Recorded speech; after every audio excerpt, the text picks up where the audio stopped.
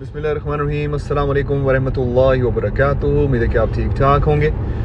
कुछ अर्से पहले मेरा एक छोटा सा ऑपरेशन था। उस ऑपरेशन के 2-3 दिन पहले मैं एक मस्जिद में नमाज़ पढ़ा रहा था और वो एक रूटीन के हवाले से 1-2 दफ़ा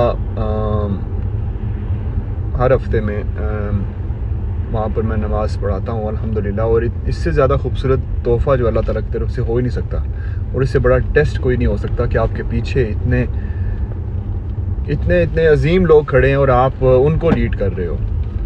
ये हम में से कोई भी उस लेवल पे नहीं पहुँच सकता। मैं अभी तक नहीं पहुँचा। इतने इतने ज़बरदस्त बंदे हैं इस दुनिया में। वो कहते हैं कि जी पूरी ज़िंदगी ये काम करके भी अभी उनका लेवल अभी शुरू हो रहा है। तो मैं तो सिर्फ 1-2 दफ़ा ही मुझे मौका मिलता है इस चीज़ का। लेकिन उस दिन ऑपरेशन से 2-3 दिन पहले जब मैं वो नमाज़ पढ़ा रहा था, वहाँ पे नमाज के फिनिश होते ही दुआ का वक्त आया और मैं एक इनफरादी तौर पे दुआ हमेशा करता हूँ। तो लोग जो हैं जाने लग पड़े। असर की नमाज थी। उस नमाज के बाद मैं अभी तक वहाँ बैठा हुआ हूँ और दुआ पढ़ रहा हूँ, दुआ मांग रहा हूँ। लेकिन दुआ मांगने से पहले मैं चेहरा अपना थोड़ा सा जायनमाज की तरफ करके मैं अपने ऐसे करके मैंने हाथ रख लिया अपने चेहरे के ऊपर और नीचे की तरफ झुक के बैठ गया। पीछे लोगों की आवाज़ें आ रही थी और आहिस्ता आहिस्ता लोगों की आवाज़ें मदम होना शुरू हो गई क्योंकि मस्जिद खाली हो रही थी। लेकिन मैं वहीं पर बैठा रहा और मेरा चेहरा नीचे था और मेरी सोच जो है कहीं से कहीं पहुंच गई। मैं ये सोचने की बजाय कि मेरे घर वालों का क्या होगा मेरे बाद अगर ये ऑपरेशन जो है सक्सेसफुल नहीं होता, मेरी सोच मुझे वहाँ ले गई कि घर वालों को तो जो होगा अगर ये ऑपरेशन सक्सेसफुल नहीं होता और मेरी आंख ऑपरेशन थिएटर की बजाय कब्र में खुलती है तो मेरा क्या होगा। मैं उस लम्हे किसी ऐसी दुनिया में पहुंच गया था कि मुझे समझ नहीं आ रही थी कि मेरा दिमाग जो है वो काम करना छोड़ गया। मेरी आंखें जो हैं वो अनकंट्रोलेबली इतना भीगने लग पड़ी, इतने आंसू और मैं ऐसे बच्चों की तरह वहाँ रो रहा। पीछे 2-3 बंदे जो रह गए थे वो किसी के पास कोई ये सोच भी नहीं पा रहा था कि वो पास जाके मुझे रोकने की कोशिश करें या क्या हो गया भाईजान, कोई फौत तो नहीं हो गया। आहिस्ता आहिस्ता मस्जिद सचमुच में बिल्कुल खाली हो गई और मैं वहाँ पर अकेला बैठा हुआ नहीं क्योंकि सन्नाटा था। वैसे लोगों की आवाज़ें आती रहती और मैं रोता चला जा रहा। मेरे जहन में बार बार ये सवाल आ रहा और मैं अपने आप से ये सवाल कर रहा हूँ वहाँ बैठा हुआ कि क्या सचमुच में मैंने अपना फ़र्ज़ अदा किया, चाहे मैं एक दफ़ा ही क्यों ना पढ़ाऊँ साल में। क्या मैंने खुशू से नमाज़ पढ़ाई, क्या मैंने खुद खुशू से पढ़ी, क्या ये नमाज़ पढ़ा के मैं अपने आप को दूसरों से बेहतर समझने लग पड़ा था, या फिर क्या मैं नमाज़ पढ़ा के अपना फ़र्ज़ निभाने में कामयाब हुआ भी हूँ या नहीं हुआ। क्योंकि मुझे पता मैं नहीं हुआ।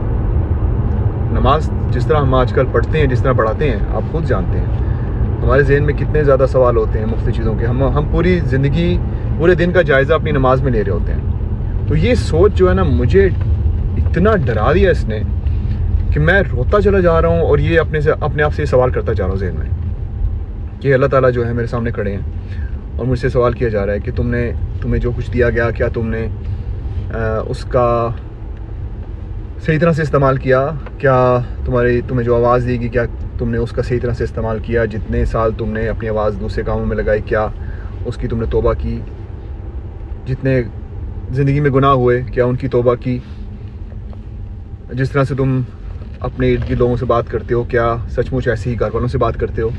ये सारे सवाल सीरियसली उस वक्त मुझे घर वालों का ख्याल तो आ रहा था लेकिन 99.9% जो है ना मुझे सिर्फ अपनी पड़ी हुई थी उस वक्त। तो मैं बाद में वहाँ से उठा, जब चेहरा साफ़ किया और उस सिचुएशन में मैं अपने आप को इतना लाइट महसूस कर रहा था कि मैं मैं आपको बता नहीं सकता, और ये मैं इसलिए शेयर कर रहा हूँ यहाँ पे क्योंकि ये मेरी ज़िंदगी का बहुत ही प्राइवेट मोमेंट था, लेकिन इसको शेयर करने का मकसद ये है कि उस दिन के बाद नमाज के बाद दुआ जो है ना, वो मैं बहुत ही ज़्यादा एटलीस्ट इतनी लंबी करता हूँ कि उसका हक अदा करने की कोशिश करता हूँ। ज़ाहिर सी बात, हक तो हम अदा नहीं कर सकते। अल्लाह ताला तौफीक दे हम सबको कि हम दुआ जो है ना वो एटलीस्ट इतनी करें कि हम अल्लाह ताला से जब मांगे तो पता चले कि हम कुछ मांगना चाह रहे हैं और ये नहीं कि एहसान कर रहे हैं अल्लाह पे। और उस दिन के बाद मैं एक चीज़ सोच रहा था कि वो दोबारा मेरी कैफियत हुई नहीं। क्या कैफियत मेरी इसलिए नहीं हुई क्योंकि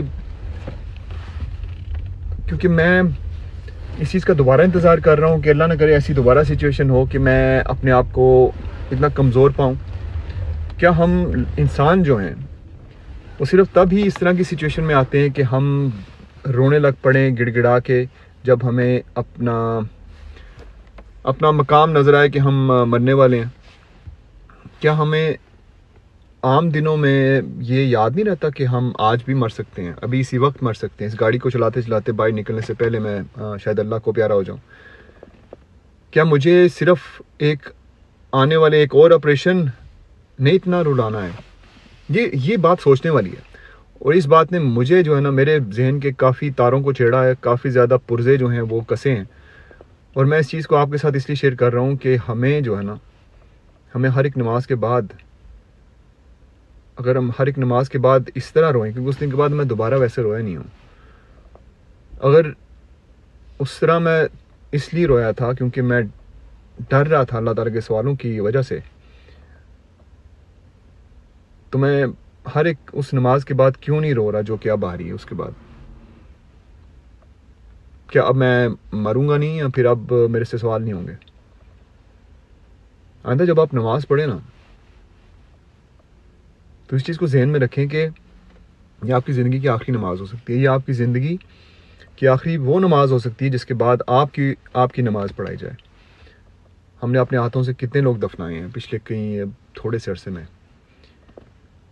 लेकिन हम एक चीज़ भूल जाते हैं कि ये किसी को दफनाना जो है ना वो हमारे लिए एक रिमाइंडर है, हमें बताने के लिए अल्लाह ताला ने ये सब कुछ किया है कि ये तुम्हारी कब्र भी होगी एक दिन। और जब जनाज़ों में जाता हूँ मैं कभी मुस्कुरा नहीं पाता वहाँ पे, इसलिए मैं अपने आप को इस चीज़ में अपने आप को मैं प्रोग्राम किया हुआ है कि मैं किसी के जनाजे पे, मैं जब से अपनी वालदा को दफनाया है तब से मैं कभी किसी के जनाजे पे, उससे पहले भी मैं कभी मुस्कुरा नहीं पाया, क्योंकि मैं समझता हूँ कि उनके जो बच्चे हैं, उनके घर वाले हैं, वो क्या सोचेंगे कि आप वहाँ पर किसी दोस्त से मिल के गले मिल रहे हैं और पूछ रहे हैं मेरे भाई कैसे थे, और जोक सुना रहे हो आप एक दूसरे को। लोगों को ना इस चीज़ से निकलना पड़ेगा, उनको थोड़ा सा ना इंसानियत का दामन थामना पड़ेगा कि ये वो जगह नहीं है जहाँ पर आप एक दूसरे का हाल चाल इस तरह से पूछें जैसे कि आप कभी दोबारा मिले नहीं किसी को।